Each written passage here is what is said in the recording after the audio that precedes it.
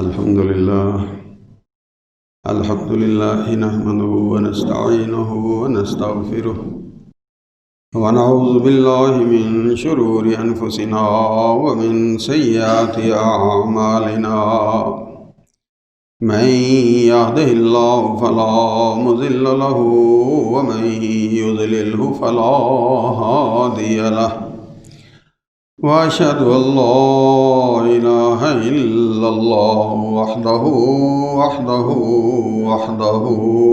لا شريك له وأشهد أن محمدا عبده ورسوله أما بعد فإن خير الحديث كتاب الله وخير الهدي هدي محمد صلى الله عليه وسلم وشر الأمور محدثاتها وكل محدثة بدعة وكل بدعة ضلالة وكل ضلالة في النار.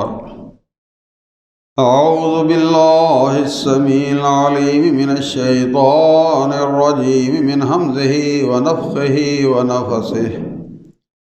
بسم الله الرحمن الرحيم. قل من حرم زينة الله التي أخرج لعباده. احباب گرامی، بخاری شریف کی روایت ہے، حضرت ربیع بنت معوذ بن افرا صحابیہ ہیں، وہ یہ روایت بیان کرتی ہیں کہ جان نبی صلی اللہ علیہ وسلم، نبی علیہ الصلوۃ والسلام تشریف لائے، یدخل حین بنی علیہ، اس وقت ہمارے گھر داخل ہوئے جس دن میری شادی ہو رہی تھی۔ میری شادی کے موقع پر نبی کریم صلی اللہ علیہ وسلم ہمارے ہاں تشریف لائے۔ فجلس علی فراشی، اور میرے بستر پر نبی علیہ الصلوۃ والسلام تشریف فرما ہو گئے، بیٹھ گئے۔ کا مجلس کا منی، جس طرح تو میرے پاس بیٹھا ہے۔ تو یہ جو راوی ہے نا ان سے، خالد بن ذکوان، ان کو اشارہ کر کے حضرت ربیع یہ جو ہے نا وہ کہہ رہی ہیں انہیں کہ جس طرح تو بیٹھا ہے نا میرے پاس، اس طرح نبی علیہ الصلوۃ والسلام بھی میرے بستر پر میرے پاس آ کر تشریف فرما ہو گئے۔ فجعلت جویریات لنا یضربن بالدف، تو ہمارے محلے کی، ہماری عزیز و اقارب کی جو چھوٹی چھوٹی بچیاں تھیں نا، وہ دف پہ کچھ گا رہی تھی، پڑھ رہی تھی، اور وہ جو بدر والے دن قتل ہوئے تھے نا لوگ، ان کے حوالے سے کچھ وہ شعر وغیرہ جو ہے نا وہ پڑھ رہی تھی۔ اذ قالت احداہن، انہی میں سے ایک بچی نے یہ کہا، وفینا نبی یعلم ما غد، کہ ہم میں وہ نبی تشریف فرما ہیں صلی اللہ علیہ وسلم جو جانتے ہیں کہ کل کیا ہوگا۔ فقال رسول اللہ صلی اللہ علیہ وسلم، تو فوراً رسول اللہ صلی اللہ علیہ وسلم نے فرمایا، دعی ھذا، نہ یہ بات نہ کہہ، وقولی، اور کہہ، بالذی کنت تقولین، جو تم پہلے باتیں کر رہی تھے نا، کہہ رہی تو بس وہی کہو، یہ نہیں کہنا۔ یہ بخاری شریف کی روایت ہے، اور بخاری کی دوسری روایت ہے، اس میں دعی کی بجائے لا تقولی ھذا، یہ لفظ نہیں تو نے بولنے۔ رسول اللہ صلی اللہ علیہ وسلم نے ان لفظوں کو ادا کرنے پر اسے منع کر دیا۔ اب حضرت ربیع بنت معوذ، ان کی شادی کا موقع ہے، وہ روایت بیان کر رہی ہیں کہ رسول اللہ صلی اللہ علیہ وسلم تشریف لائے اور میرے پاس بیٹھ گئے۔ نبی علیہ الصلوۃ والسلام کیونکہ امت کے باپ ہیں، جس طرح ہر باپ اپنی بیٹی کے پاس بیٹھ جاتا ہے، نہ باپ کو آر ہوتی ہے نہ بیٹی کو کوئی شرم ہوتی ہے کہ باپ بیٹی کو بغل میں لے کر چوم رہا ہے، کوئی حرج نہیں، باپ بیٹی کا بڑا ہی مقدس، بڑا ہی گہرا تعلق ہے، رشتہ ہے۔ تو رسول اللہ صلی اللہ علیہ وسلم کا امت کے ساتھ یہی رشتہ ہے، اس لیے نبی علیہ الصلوۃ والسلام کا بیٹھنا کوئی معیوب نہیں شمار ہوگا، کسی کے دل میں کوئی میل نہیں آنی چاہیے کہ یہ کیا بات ہے، نہیں، وہ باپ تھے، آپ کی بیویاں وہ ہم سب امت کی مائیں ہیں، وہ مائیں ہیں، وہ ماں کے درجے میں ہیں، نبی علیہ السلام باپ کے درجے میں ہیں۔ بہرحال بیٹھ گئے اور آپ کے سامنے جو ہیں وہ بچیاں جو ہیں وہ داغ پہ شعر وغیرہ پڑھ رہی ہیں، اور انہی کے دوران جو بچی جب یہ کہتی ہے وفینا نبی یعلم ما فی غد، کہ ہم میں وہ ہستی بھی تشریف فرمایا جو جانتی ہے کہ کل کیا ہے، آنے والا کل جو ہے، آنے والی اگلی گھڑی جو ہے اس کے اندر کیا ہونے والا ہے، میرے ساتھ آپ کے ساتھ اس جہان کے اندر کوئی نہیں جانتا سوائے اللہ کے۔ یہ تھا صحیح عقیدہ۔ اب اس بچی نے عقیدت اور محبت میں رسول اللہ صلی اللہ علیہ وسلم کے بارے میں یہ بات کہہ دی۔ اب نبی علیہ السلام کی سنت کیا ہے کہ جہاں بندہ غلط بات دیکھے وہاں ٹوک دے، روک دے، یہ نہیں کہ گونگا شیطان بن جائے۔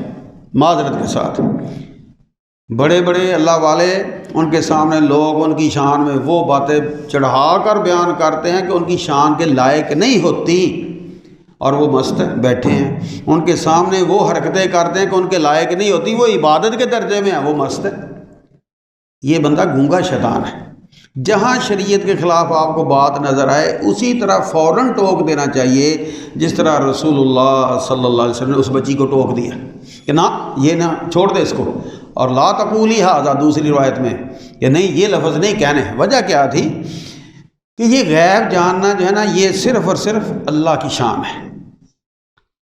عالم الغیب والشہادۃ لا یعلمها الا هو، غیب پوشیدہ ہے، کوئی چیز سامنے ہے، اس کی ساری حقیقتیں وہ سوائے اللہ کے اور کوئی نہیں جانتا۔ یہ سورہ انعام ہے۔ ان اللہ عالم غیب السماوات والارض، غیب زمین آسمان کا کوئی بھی غیب چیز ہے وہ اس کو اللہ ہی جانتا ہے۔ انہ علیم بذات الصدور، جو ہمارے سینے کے اندر دل ہے نا، اس دل میں کیا ہے؟ بندہ آپ کے سامنے بیٹھا ہے لیکن اس کے سینے میں کیا ہے وہ آپ سے پوشیدہ ہے، آپ کو نہیں پتہ، لیکن اللہ کو پتہ ہے۔ وہ اس حد تک غیب جاننے والا ہے، اور یہ صرف اور صرف اللہ کی شان ہے، اللہ کے علاوہ کسی کی شان نہیں۔ یہ بھی سورہ فاطر کے اندر اللہ نے کہا، اور سورہ انعام میں پھر کہا، رسول اللہ صلی اللہ علیہ وسلم کو حکم دیا، قل لا اقول لکم عندی خزائن اللہ، ان سب سے کہہ دو، بتا دو ان کو، بھئی میرے پاس اللہ کے خزانے نہیں ہیں۔ اللہ کے خزانے اللہ کے پاس ہیں، جس کو جتنا دے دے، اس میں سے مجھے جو دے رہا ہے وہ اس کی عطا ہے، میرا نہیں، سب کچھ اس کا ہے۔ ولا اعلم الغیب، اور میں غیب نہیں جانتا۔ یہ تو قرآن مجید کی آیات ہیں جن کے اندر غیب اللہ جانتا ہے، نبی کریم صلی اللہ علیہ وسلم نہیں جانتے۔ ان کی واضح بات جو ہے نا یہ بیان کی جا رہی ہے۔ بڑی مشہور حدیث ہے جس کو حدیث جبرائیل کہتے ہیں، کہ ایک دفعہ حضرت جبرائیل انسانی شکل میں آئے، نبی علیہ السلام تشریف فرما تھے جس طرح بیٹھے ہوں، اور وہ آ کر اپنے گھٹنے جو ہیں وہ نبی علیہ السلام کے گھٹنے جو تھے نا ان کے ساتھ ملا کر بیٹھ گئے۔ اور جس طرح بے تکلف بندہ بیٹھتا نا دوست کے پاس، نبی علیہ السلام کے یہ جو پٹ تھے نا ران، اس کے اوپر انہوں نے ہاتھ رکھ دیے اور مختلف سوال کیے، اور ان میں سے ایک سوال کیا قیامت کے بارے میں، قیامت کب ہے؟ تو اس وقت رسول اللہ صلی اللہ علیہ وسلم نے فرمایا تھا، مل مسئول عنہا بعالم من السائل، جس طرح تجھے پوچھنے والے کو نہیں نا پتہ، اس طرح مجھے بھی نہیں پتہ۔ تو فرشتوں کا سردار ہے، میں نبیوں کا سردار ہوں، ساری انسانیت کا سردار ہوں، لیکن مجھے نہیں پتہ۔ ہاں اس کی علامتیں ہیں، نشانیاں ہیں، وہ نبی علیہ السلام نے بیان کر دی، لیکن جاننے کے بارے میں نبی علیہ السلام نے نفی کر دی کہ نہ تو جانتا ہے نہ میں ہی جانتا ہوں۔ یہ غیب جاننا صرف اور صرف اللہ کی شان ہے، اللہ کی صفت ہے، اور یہ عقیدے کی بات ہے۔ جب تک عقیدہ کھرا نہ ہوا، درست نہ ہوا، نجات کا سوال ہی پیدا نہیں ہوتا۔ بہت دفعہ میں نے عرض کیا ہے، مکے والے خدا کے منکر نہیں تھے، ان کو مشرک کہتے ہی اسی لیے کہ وہ اللہ کو بھی مانتے تھے اور اللہ کی طرح دوسروں کو مانتے تھے۔ مشرک وہ ہوتا ہے جو اللہ کو مان کر اللہ کے برابر، اس کی کسی صفت میں، کسی کام میں، کسی طرح اس کو دوسرے کو اس کے برابر کھڑا کرے، اللہ کا انکار نہیں، اللہ کے برابر شریک حصے دار۔ کاروبار میں شریک نہیں ہوتے، تو وہ شریک کب ہیں؟ جب ایک بھی، دوسرا بھی، تیسرا بھی، وہ پیسہ لگاتے ہیں، جو بھی کرتے ہیں وہ سارے اس میں حصے دار ہوتے ہیں۔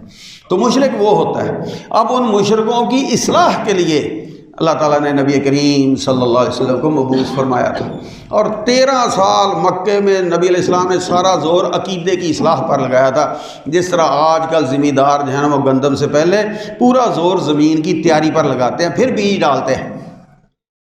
جب تک عقیدہ درست نہیں ہوگا نجات کا سوال ہی پیدا نہیں ہوتا، اور کسی حوالے سے بھی اگر کوئی عقیدے میں گند رہ گیا تو انما المشرکون نجس، مشرک نجس ہے، شرک نجاست ہے۔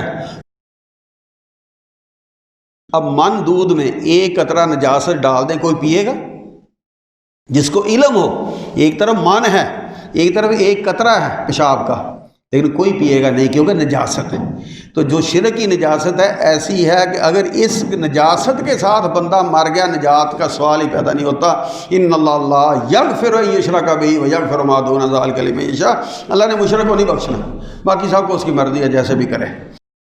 بہرحال اب یہ معاملہ تھا غیب کے جاننے کا، یہ صفت ہے صرف اللہ کی۔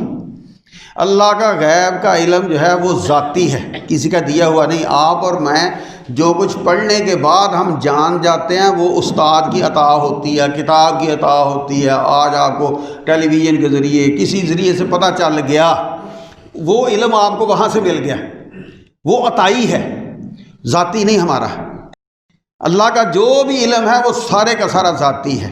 پھر ہمیں جتنا علم ملتا ہے، ہم ساری زندگی پڑھتے ہیں پڑھاتے ہیں، لیکن ہم دریا کے ایک قطرے کے جتنا علم بھی ہمارے پلے نہیں ہوتا۔ اتنے میدان ہیں، اتنی معلومات ہے جس کی حد نہیں، باقی رہ گیا پیچھے۔ تو جو ہمیں ملا وہ جزوی ہے، کل کا، سارے جہان کا، ہر طرح کا، ہر شے کا علم ہمارے پلے کسی کے بھی نہیں۔ کوئی بھی دعویٰ کرے بڑے سے بڑا اور اس کے سامنے 2-4 سوال کریں، سب ٹھس ہو جائے گا۔ کیوں؟ کلی علم کسی کو ہے ہی نہیں، وہ ہے اللہ کو۔ اللہ کا علم ذاتی ہے ایک، اللہ کا علم کلی ہے۔ بندوں کو، حتیٰ کہ نبیوں کو جو علم ملتا اللہ وہی کرتا تو علم ہوتا ہے نا، تو وہ اللہ کی عطا ہو گئی، اور جتنی وہی کرتا اتنا ہی ملتا ہے، جزوی، کلی نہیں۔ اور اللہ عالم الغیب کیسا ہے؟ ما کانا و ما یکون، جو کل ہو گیا اللہ کو اس کو بھی پتہ ہے، جو ہونے والا اللہ کو اس کا بھی پتہ ہے۔ اب یہ عقیدہ کسی کے بارے میں رکھنا کہ اس کو آنے والے کل کے بارے میں پتہ ہے کہ یہ ہوگا یہ ہوگا یہ ہوگا، یہ اللہ کے ساتھ ملانے والی بات ہے۔ کل کیا ہوا تھا یہ کسی کے بارے میں یقین رکھنا کہ اس کو پتہ ہے، یہ بتا دیتا ہے۔ اور ہماری زندگی میں بہت سی پریشانیاں آتی ہیں، جن اور جنوں کے چیلے شیطان جو ہیں وہ پریشان کرتے رہتے ہیں۔ کوئی چیز آپ کی گم ہوگی، کوئی نقصان ہوگا، کوئی پریشانی، اللہ کی طرف سے ویسے آزمائش آئے گی، اور شیطان دل میں وسوسہ ڈالتا ہے، کوئی جادو ہے، کوئی ٹونا ہے، کوئی فلاں ہے، اور ساتھ ہمیں یہ بتانے والے بتاتے ہیں جی فلاں مائی ہے، فلاں بابا ہے، وہ بتا دیتا ہے، دوپٹہ دے کر بتا دیتا ہے، نام پوچھ کر بتا دیتا ہے، تمہارا یہ ہے وہ ہے، تمہارا زیور ادھر گیا ادھر گیا۔ اب اس وقت بابا وہاں موجود تھا نہیں، اب وہ بابا جو بتا رہا ہے، جو بے مائی بتا رہی ہے، وہ کیا ہے؟ وہ غیب کی باتیں ہیں، کل ماضی کی جو ہو چکا ہے۔ اب اس کے بارے میں یہ یقین رکھنا کہ اس کو پتہ ہے، تو یہ کیا ہے؟ یہ غیب جاننے کی صفت آپ نے اس میں مان لی۔ کل کیا ہونے والا ہے وہ آپ کو بتا دیتا ہے، جی یہ ہوگا یہ ہوگا یہ ہوگا۔ یہ کیا ہے؟ آپ نے یقین کر لیا کہ اس کو پتہ ہے کہ کل کیا ہونے والا ہے۔ یہ بھی اللہ کی صفت تھی۔ غیب ماضی کا ہو، غیب مستقبل کا ہو، یہ سوائے اللہ کے کوئی نہیں جانتا، جس میں آپ نہیں حاضر۔ جس جگہ پہ آپ حاضر تھے آپ کو پتا تھا، وہ آپ کے لیے غیب نہیں۔ جس جگہ پہ آپ یا کوئی دوسرا موجود نہیں تھا اور اس کے بارے میں، کسی کے بارے میں یہ یقین رکھنا، اور یہ جتنے جب ہماری کوئی چوری وغیرہ ہوتی ہے، کوئی چیز آگے پیچھے ہو جاتی ہے، تو ہم وہ جن کو پوچھ ڈالنے کے لیے، پوچھنے کے لیے جاتے ہیں جن کے پاس، اور پھر وہ آگے سے اس طرح کی باتیں چھوڑتے ہیں اور ہم ان پر یقین لاتے ہیں، خاندانوں میں لڑائیاں، نفرتیں، پتہ نہیں کیا کچھ پیدا ہو جاتا ہے۔ اور یہ گمراہ عقیدہ ہے، غلط عقیدہ ہے۔ اسی لیے رسول اللہ صلی اللہ علیہ وسلم نے فرمایا من اتی کاہنا فقد کفر بما انزل علی محمد صلی اللہ علیہ وسلم، جو اس قسم کے بندوں کے پاس جاتا ہے اس نے کفر کیا اس چیز کے ساتھ جو محمد پر نازل ہوئی ہے صلی اللہ علیہ وسلم۔ یہ کفریہ کام ہے، کفریہ کام، اور یہی بندے کا امتحان ہوتا ہے۔ میری زندگی میں بھی 100 پریشانیاں ہوں گی، آپ کی زندگی میں بھی 100 پریشانیاں ہوں گی، امتحانات ہوں گے، اور یہ وہ امتحان کا وقت ہوتا ہے جب پتہ چلتا کہ یہ عقیدے کا پکا ہے یا کچا ہے۔ سارا نقصان ہو جائے عقیدے کے اوپر ذات نہیں آنی چاہیے، سارا برباد ہو جائے عقیدے کے اوپر ذات نہیں آنی چاہیے، عقیدہ کھڑا ہونا چاہیے، اس کے ساتھ نجات ہو جائے گی۔ کچھ نہ پلے ہوا، عقیدہ کھڑا ہوا، انشاءاللہ نجات ہے۔ سب کچھ ہوا، عقیدہ گندا ہوا، نجات کا سوال ہی پیدا نہیں ہوتا۔ اس لیے جہاں عقیدے کی بات ہو وہاں کوئی مداہنت، کوئی کمزوری، کوئی کمپرومائز قطن نہیں کرنا۔ لیکن اس کا مطلب یہ نہیں ڈانگ موٹے طرح کے ہر گاڑی پہ جانا، نہیں۔ اخلاق، ادب، پیار، محبت وہ اپنی جگہ پر ہے، لیکن عقیدے میں کوئی کمپرومائز نہیں۔ نبی علیہ الصلوۃ والسلام کی شان میں وہ شعر پڑھ رہی ہیں، اپنی خوشی کے موقع کے شعر پڑھ رہی ہیں، بچیاں سن رہے، نہیں روکا، نہیں ٹوکا، لیکن جہاں عقیدے کی بات تھی فوراً ٹوک دیا نبی علیہ الصلوۃ والسلام نے کہ نہ، یہ نہیں کہنا ہے۔ اس لیے اس حدیث کے حوالے سے ایک تو یہ بات ہمارے سامنے آئی کہ اللہ کے سوا کوئی بھی غیب نہیں جانتا۔ جب بچیوں نے کہا تو نبی علیہ الصلوۃ والسلام نے فوراً اس پہ روک دیا، ٹوک دیا۔ اب پھر اس حدیث کے اوپر غور کریں، دیکھیں تو اس میں کیا ہمیں مختلف سبق مل رہے ہیں کہ حضرت ربیع بنت معوذ رضی اللہ عنہا کی شادی کا وقت ہے اور نبی علیہ الصلوۃ والسلام ان کے یہاں تشریف لے جاتے ہیں۔ میرے خاندان میں بھی ایسے ہیں، آپ کے ہاں یقیناً ایسے نیک اللہ والے ہوں گے جن کو تقوی کی اتنی مار، اتنی پان چڑھی ہوتی ہے، اور جی شادی نہیں، میں نہیں جانا۔ اللہ کے بندو، کسی کی خوشی میں خوش دلی سے شامل ہوا کرو۔ اور جاتے بھی ہیں تو وہ جو کہتے ہیں نا بکری مینگنی ڈال ڈال کر دودھ دیتی ہے، 100 اس بیچارے خوشی کے دن ہوتے ہیں، یہ منتیں کروانے چڑھے ہوتے ہیں۔ پرانی جتنی باتیں پتہ نہیں کہاں کے دفتر۔ خدا رہا اپنے دلوں کو تھوڑا سا کھلا کرے۔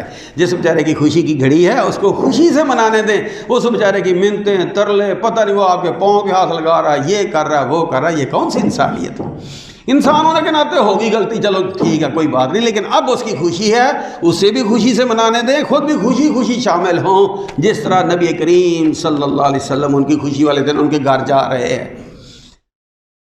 صرف رفع دین آمین سنت نہیں، یہ بھی سنت ہے، اس کا ہم انکار نہیں کرتے، لیکن اس کے ساتھ ساتھ باقی بھی سنتیں نبی علیہ الصلوۃ والسلام کی ہیں، اور وہ بھی ہم نے اسی طرح ماننی ہے جن ان سنتوں پر ہم فخر کرتے ہیں، ہر ایک کو چیلنج کرتے رہتے ہیں، اور ان سنتوں کی جب باری آتی ہے کدھر جاتا ہے ہمارا اخلاق، مجھے نہیں سمجھ آتی۔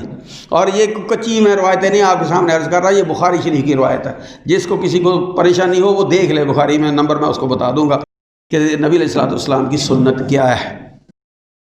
تو اس سے ثابت کیا ہوا کہ برات وغیرہ کے معاملے، شادی والے گھر جانا یہ غیر مسنون نہیں، یہ مسنون ہے، چلے جانا چاہیے، اس میں کوئی حرج نہیں۔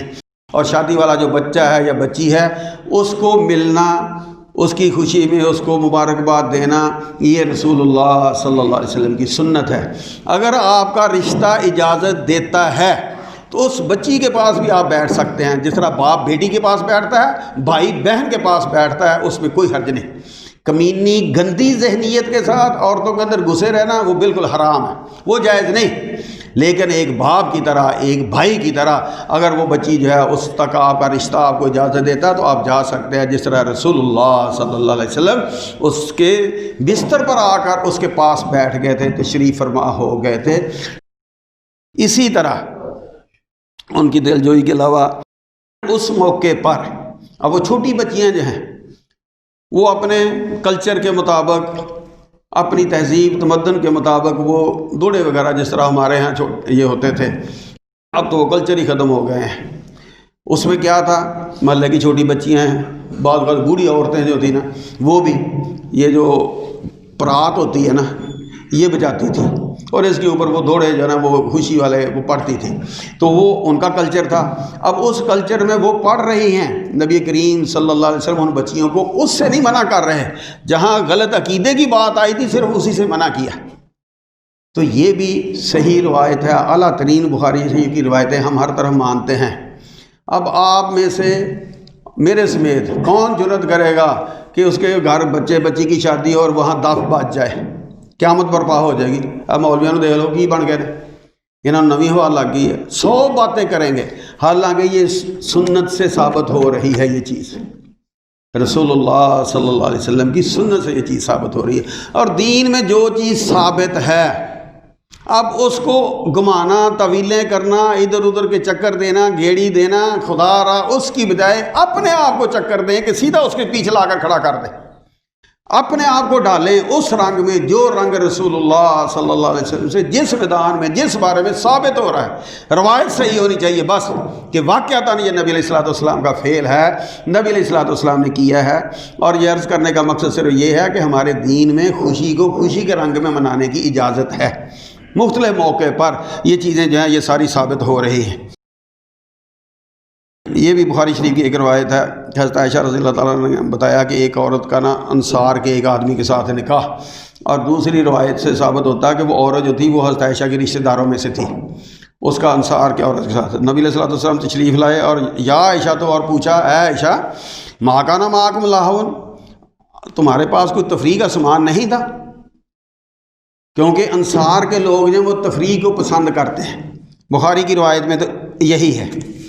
اور دوسری روایتیں ابن ماجہ کی، سنن کبریٰ بہقی کی، مسند احمد کی، ان کے اندر کیا ہے کہ ان الانصار قوم فیہم غزال، کہ یہ جو انصار کے لوگ ہیں نا یہ شعر و شاعری کو پسند کرتے ہیں، یہ دوڑے وغیرہ، یہ شعر و شاعری، اس کو یہ پسند کرتے ہیں۔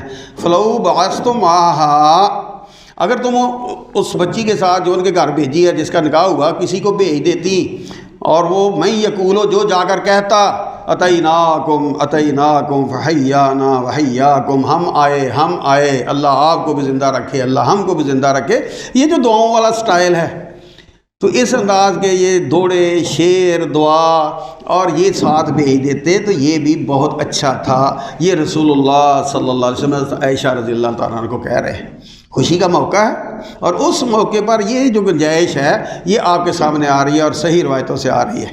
اور یہ صرف شادی کی بات نہیں، عید والے دن رسول اللہ صلی اللہ علیہ وسلم نے دیکھا کہ حضرت عائشہ کے بعد دو انصار کی بچیاں جو ہے نا وہ یہ اپنے دوڑے وغیرہ جو ہے نا عید کے موقع پہ جو ہے نا وہ گا رہی ہیں۔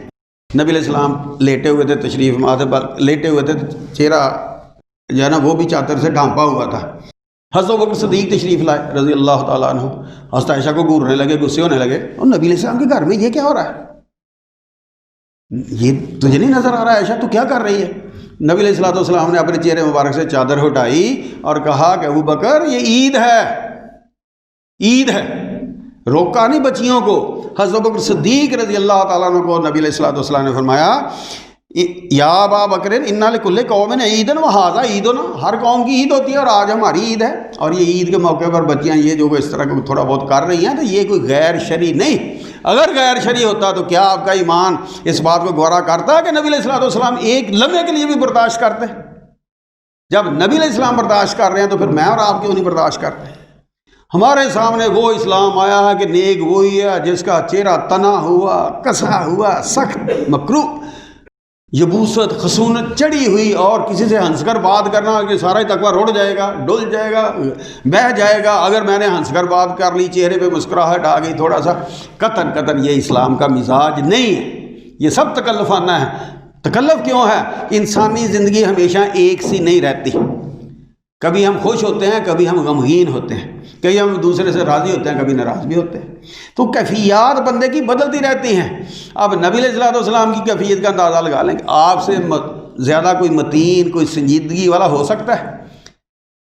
نبی علیہ السلام گھر تشریف لائے تو ہوا سے نا کونے کے اوپر پردہ پڑا ہوا تھا، پردہ ہٹا تو نیچے یہ گڑیاں بٹولے بچیوں کے جو ہوتے ہیں گڑیاں سی یہ تھی پڑی ہوئی، اور ان میں ایک گھوڑا بھی تھا بنا ہوا اور اس کے پار بھی تھے کپڑے کے۔ تو نبی علیہ السلام نے پوچھا عائشہ یہ کیا ہے؟ فرمایا یہ میرے کھلونے ہیں، گڑیاں بٹولے۔ تو یہ گھوڑا ہے، یہ کیا ہے؟ اور پھر اس کے پر بھی ہیں۔ تو حضرت عائشہ رضی اللہ تعالیٰ نے فرمایا آپ نے نہیں سنا سلیمان علیہ السلام کے جو گھوڑے تھے ان کے پر تھے؟ تو کہتی ہے نبی علیہ السلام اتنے ہنسے حتیٰ بدت نواضجہ، حتیٰ کہ نبی علیہ السلام کے یہ جو دانت ہیں نا صوبے والے یہاں تک ظاہر ہو گئے۔ حالانکہ نبی علیہ السلام کبھی بھی کھلکھلاک اور زور زور سے کہکے والا نہیں ہنستے تھے، لیکن وہ خوشی ہوئی۔ میاں بیوی کا ایک تعلق ہے، ایک حاضر جوابی ہے حضرت عائشہ رضی اللہ تعالیٰ عنہ کی، ایک ویسے موقع ہے، تشریف لائے ہیں باہر سے گھر سے۔ اب نبی علیہ السلام نے اس موقع پر اس قدر خوشی کا اظہار فرمایا، اور یہ تبھی سی بات تھی، اپنے اوپر جبر نہیں کیا کہ نو میں نے ہنسنا نہیں، میرا تو سارا معاملہ گڑبڑ ہو جائے گا، نہ، یہ سب مصنوعی لوگوں نے اپنے اوپر یہ کیفیتیں طاری کی ہیں۔ انسان ایک ایسی مخلوق ہے جو کبھی بھی کانسٹنٹ ایک کیفیت ایک حالت میں نہیں رہتا، کبھی ہماری کیفیت کچھ ہوتی ہے، اگر غم کی کیفیت ہے وہاں کی ہدایات الگ موجود ہیں، سیرت الگ موجود ہے، اگر خوشی کا موقع ہے تو وہاں کی ہدایات سیرت الگ سے ہمارے سامنے موجود ہے۔ تو جو موقع ہے اس کو اسی مناسبت سے اسی انداز میں دیکھنا چاہیے، ڈیل کرنا چاہیے۔ اس سے بڑھ کر دیکھیں، بڑی مشہور ہے کہ وہ عید کا دن تھا، حبشی جو تھے انہوں نے مسجد نبوی میں اپنا وہ کھیل جو تھا، اب تو وہ کھیل ہی بدل گئے، وہ پرانا جو بزرگ ہیں وہ جانتے ہیں گتکا، اس سے، یا عربوں کے آپ ویڈیو وغیرہ دیکھیں تو وہ تلواروں کے ساتھ جو ہے نا وہ بھنگڑا بھی ڈالتے ہیں، 7 تلواریں جو ان کے ہاتھوں میں ہوتی ہیں۔ تو اس قسم کا ان حبشیوں نے وہ کھیل کا مظاہرہ کیا۔ مسجد نبوی کا سین ہے، نبی علیہ السلام حضرت عائشہ رضی اللہ عنہ سے پوچھتے ہیں عائشہ دیکھنا، تو حضرت عائشہ کہتی ہیں ہاں میرا جی چاہتا دیکھنا، بلکہ بعد میں کہتی ہیں کہ میرا اندازہ لگا لو کہ میری عمر اس وقت کیا تھی کہ جو اس قسم کی چیزوں کو دیکھنا، گڑیوں سے کھیلنا پسند کرتی تھی۔ یہ جن لوگوں کو حضرت عائشہ رضی اللہ عنہ کی عمر پر اعتراض ہے نا، تو وہ یہ حضرت عائشہ رضی اللہ عنہ کا اپنا فرمان بخاری میں دیکھ لیں، وہ کہتے ہیں کہ میری عمر کا اندازہ لگا لیں کہ کیسی میری عمر تھی۔ تو انہوں نے کہا جی ہاں دیکھنا، نبی علیہ السلام آجا پیچھے میرے، ادھر پیچھے بٹھا کر کندھے سے حضرت عائشہ رضی اللہ عنہ اس طرح آگے دیکھ رہی ہیں، وہ حبشی صاحب نے اپنا وہ کھیل جو ہے نا وہ برچیوں کے ساتھ وہ کھیل رہے ہیں۔ اور اسی روایت میں یہ لفظ بھی ہیں کہ کانت الحبشہ تو یزفنون بین یدی رسول اللہ صلی اللہ علیہ وسلم یرقصون، کہ اپنا وہ جو تھا نا وہ کر رہے تھے کھیل وغیرہ، وہ یرقصون اور رقص کر رہے تھے۔ اب رقص یہ بنگڑا جو ہے نا یہاں اس کا یہ ترجمہ صحیح ہے، کیونکہ رقص ایک تو یہ کلاسیکل رقص ہے جو ٹرین لوگ ہوتے ہیں، ٹرین کے کی ہوتی ہیں، مرد ہوں یا عورت، وہ قطعا نہیں۔ ایک ہمارے یہ جو راوی کے بیلٹ والے لوگ ہیں یا دوسرے یہ بلوچ وغیرہ، پٹھان وغیرہ، یہ گلگت کے لوگ بڑے بوڑھے بھی، وہ بھی خوشی وغیرہ کے موقع پر اپنے تہوار پر آپ کو بنگڑا ڈالتے دکھائی دیتے ہیں۔ تو وہ جو بنگڑا ٹائپ ہے نا وہ انہوں نے نبی علیہ الصلوۃ والسلام کے سامنے مسجد نبوی کے صحن میں کیا، نبی علیہ السلام دیکھ رہے ہیں، خود حضرت عائشہ رضی اللہ تعالیٰ کو دکھا رہے ہیں۔ اب یہ باتیں سننے کے بعد ذرا اپنے ایمان کا، اپنے تقوی کا جائزہ لیں کہ یہ باتیں ہمیں سننا پسند آ رہی ہیں، ہمیں ہضم ہو رہی ہیں، ہمیں قبول ہو رہی ہیں کہ یہ کیا تماشا، یہ کیا کر دیا، یہ کون سا دین آ گیا؟ بھائی یہ بخاری کو آج نہیں کسی نے لکھی، یہ وہی بخاری ہے جس پر آپ قسمیں کھاتے ہیں کہ اگر کوئی بندہ کہے کہ اس بخاری میں کوئی روایت غلط ہو، میری بیوی کو طلاق، تو اس کو طلاق نہیں ہوگی۔ وجہ کیا ہے کہ اس میں کوئی روایت ضعیف نہیں ہے۔ تو اسی بخاری کی یہ روایتیں ہیں، اسی کے اندر یہ کلچر ہے۔ مصیبت یہ ہے کہ ہمیں ہمارے دین کا اصلی چہرہ وہ نہیں دکھایا گیا، وہ نہیں دکھایا گیا۔ ہر ایک نے جو ہے نا وہ اپنے 2-4 مسئلے رکھے ہیں اور دین کا پورا رنگ، پورا چہرہ وہ ہمارے سامنے نہیں آ رہا، اس لیے کوشش کریں۔ اور اس موقع پر نبی علیہ السلام نے یہ بھی فرمایا تھا لِتَعْلَمَ الْيَهُودُ أَنَّ فِي دِينِنَا فُسْحَةٌ انی بعثت بحنیفیۃ سمحۃ، کہ میرا دین بڑی وسعت والا ہے، بڑا میں وسیع ظرف دین لے کر آیا ہوں، یہودیوں کو اس بات کی خبر ہونی چاہیے، یہ نبی کریم صلی اللہ علیہ وسلم نے فرمایا تھا۔ اب یہاں پر فوراً جو نا ہمارے ذہنوں میں اچھا جی اس کا مطلب ہے کہ پھر تو جی سب کچھ جائز ہو گیا۔ خدا را جو بات جس حد تک جائز ہے اس حد تک اس کو رکھیں، اس کو مانیں۔ گنے کا سیزن آ گیا، گنے آپ چوستے بھی ہیں، اس کی جو وہ رس ہے، رو، وہ بھی پیتے ہیں، گڑ بھی کھاتے ہیں، شکر بھی کھاتے ہیں، دیسی چینی، ولایتی چینی سب کچھ کھاتے ہیں، لیکن اسی گنے سے شراب بن رہی ہے۔ اب جی گنے سے شراب بنتی ہے، گنا حرام کر دیں؟ اللہ کے بندوں، جہاں جا کر حرام ہوگا تب حرام کہیں، جب تک حرام نہیں اس کو کیوں حرام کرتے ہیں؟ سیب ہے، کھائیں، جس طرح مرضی آپ کھائیں، لیکن اسی سیب سے شراب بنتی ہے، اب سیب کو حرام کر دیں؟ انگور ہے، کھائیں جتنا مرضی کھائیں، لیکن اس سے شراب بنتی ہے تو اب انگور کو حرام کر دیں؟ خدا را جہاں جا کر حرمت کی بات ہوگی وہاں کریں۔ اب یہ جو میں نے باتیں عرض کی ہیں اس کا مطلب مقصد قطعاً یہ نہیں کہ یہ جو ٹرینڈ گلوکار، اداکار، موسیقار، یہ وہ ان کی باتیں ہیں، ان کے لیے جواز کے راستے نکل رہے ہیں، نہیں، جو آپ کے لوکل کلچر میں چھوٹے بچے کرتے ہیں، بچیاں کرتی ہیں، اور وہ ایک خوشی کا موقع ہوتا ہے، وہ فرض نہیں ہے ہمارے اوپر۔ اپنے ایک علاقائی رنگ میں آپ اپنی کو خوشی منا رہے ہیں تو دین اس سے قطعاً نہیں روکتا۔ جس طرح پچھلے جو بھی میں نے عرض کیا تھا کہ حضرت عبد الرحمن بن عوف پہ رنگ لگا ہوا تھا، نبی علیہ السلام نے پوچھا عبد الرحمن یہ کیا؟ جی شادی کر لیے۔ اب رنگ کے 2-4 پیسے تو لگے ہوں گے نا، وہ کس کام آئے؟ سوائے ایک اپنے کلچر کے کوئی کام نہیں ان کا۔ کلچر کیا ہے کہ جس کی شادی ہو رہی ہے اس کے اوپر رنگ ڈال دیتے ہیں، پتہ چل جاتا کہ اس کی شادی ہوئی ہے، بس۔ اب شریعت جو ہے یہ جو باتیں ہیں نا، اس سے ہمارا ایک مزاج وہ تیار کرتی ہے۔ اللہ سے دعا ہے کہ ہمارا وہ مزاج تیار ہو جائے جو شریعت چاہتی ہے، شریعت نے بتایا ہے، رسول اللہ صلی اللہ علیہ وسلم نے کیا ہے، کر کر دکھایا ہے، آپ کے سامنے ہوا ہے، آپ نے پسند کیا ہے۔ بس اتنی سی بات ہے کہ دین وہ ہے جو رسول اللہ صلی اللہ علیہ وسلم پسند کریں، جو بتائیں، جو کریں، جس کی تعلیم دیں، جس کا حکم دیں۔ جس کو آپ ناپسند کریں وہاں بالکل آپ بھی ناپسند کریں گے، جس کو آپ پسند کریں دل چاہے یا نہ چاہے۔ حضرت انس رضی اللہ تعالیٰ عنہ کی کہتے ہیں کہ مجھے کدو بالکل اچھا نہیں لگتا تھا۔ مدینے کے ایک درزی نے نبی علیہ السلام کی دعوت کی، نبی علیہ السلام اس میں سے کدو کی کاشیں جو ہیں ٹکڑیاں اٹھا کر کھا رہے ہیں۔ اس دن سے مجھے کدو اتنا پیارا ہو گیا جس کی کوئی حد نہیں۔ کیوں پیارا ہوا؟ کہ میرے پیارے کو پیارا ہے۔ نبی کریم صلی اللہ علیہ وسلم کو جو پیارا ہے وہ ہمیں پیارا ہے، جو آپ کے ہاں جائز ہے وہ ہمارے ہاں جائز ہونا چاہیے، جو آپ کے ہاں ناجائز ہے وہ ہمارے ہاں بھی ناجائز ہونا چاہیے، کیونکہ ہم رسول اللہ صلی اللہ علیہ وسلم کے ماننے والے ہیں۔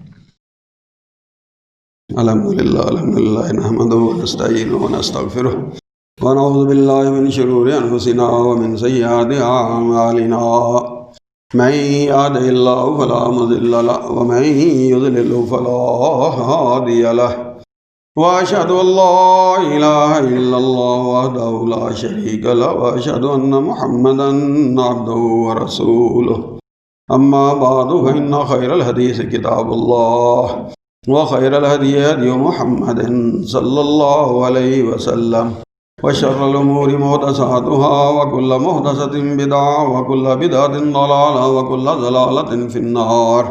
أعوذ بالله السميع العليم من الشيطان الرجيم۔ قل من حرم زینۃ اللہ التی اخرج لعبادہ، ذرا ان سے پوچھیں کہ جو اللہ نے اپنے بندوں کے لیے زیب و زینت کی چیزیں حلال کی ہیں، حرام کس نے ٹھہرائی ہے؟ کوئی حرام ٹھہرانے والا نہیں جس کو اللہ حلال ٹھہرا دے۔ سبحان ربک رب العزت عما یصفون، وسلام علی المرسلین، والحمد للہ رب العالمین۔